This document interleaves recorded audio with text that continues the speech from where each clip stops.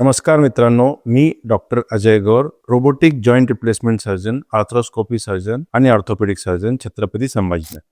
आज आपण robotic hip replacement म्हणजेच रोबोटिक THR या विषयावर जानकारी घेऊयात. रोबोटिक हिप रिप्लेसमेंट म्हणजेच खुब्याच्या सांधे बदल्याची शस्त्रक्रिया. या शस्त्रक्रियेदरम्यान संगणक आधारित रोबोटिक तंत्रज्ञानाचा वापर करून कृत्रिम सांधा अत्यंत अचूकतेने बसवला जातो. ही शस्त्रक्रिया प्रामुख्याने खालील आजारांमध्ये केली जाते: osteoarthritis of the hip joint, rheumatoid arthritis of the hip joint, avascular necrosis of femur head, ज्यालाच आपण AVN असं म्हणतो, हिप फ्रॅक्चर, जन्मजात हिप विकृती. तर रोबोटिक हिप रिप्लेसमेंट शस्त्रक्रिया कशी केली जाते ते आपण जाणून घेऊयात. यामध्ये प्री ऑपरेटिव्ह प्लॅनिंग, यामध्ये CT स्कॅन किंवा 3D मॅपिंग करून रुग्णाच्या खुब्याची अचूक रचना तपासली जाते. डिजिटल मॅपिंग, संगणकावर योग्य साईज व अलाइनमेंट ठरवली जाते. रोबोटिक असिस्टंट, सर्जन रोबोटिक आर्मच्या मदतीने हाड कापणे व इम्प्लांट बसवणे अत्यंत अचूकतेने करतो. आणि इम्प्लांट फिक्सेशन, कृत्रिम बॉल आणि सॉकेट योग्य कोनामध्ये, योग्य अँगलमध्ये आणि व्हर्जनमध्ये बसवले जाते. मित्रांनो, लक्षात ठेवा, रोबोट हा कधीही शस्त्रक्रिया करत नाही. तो सर्जनला अत्यंत अचूकतेने शस्त्रक्रिया पार पाडण्यासाठी मदत करतो. म्हणूनच याला रोबोटिक असिस्टेड सर्जरी असं म्हणतात.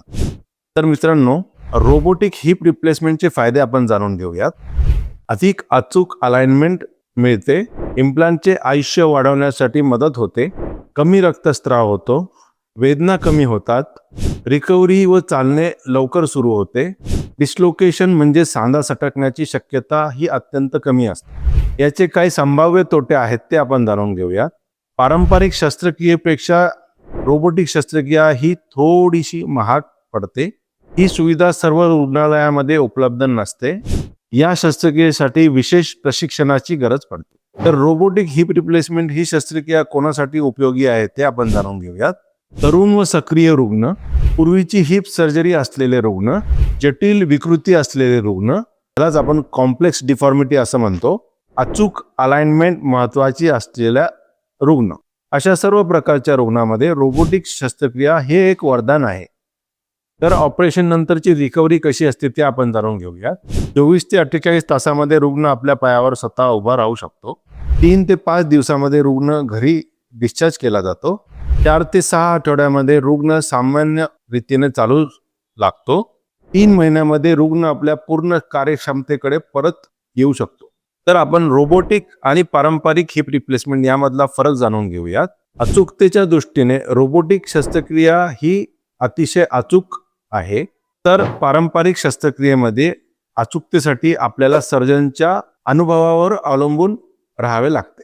पायाच्या लांबीचे नियंत्रण बघितले तर रोबोटिक शस्त्रक्रियेमध्ये पायाची लांबी अतिशय अचूकतेने ठरवता येते. पारंपरिक शस्त्रक्रियेमध्ये कधी कधी पाय छोटा मोठा होण्याची शक्यता असते. रिकव्हरीच्या दृष्टीने रोबोटिक शस्त्रक्रिया ही फार जलद रिकव्हरी असते.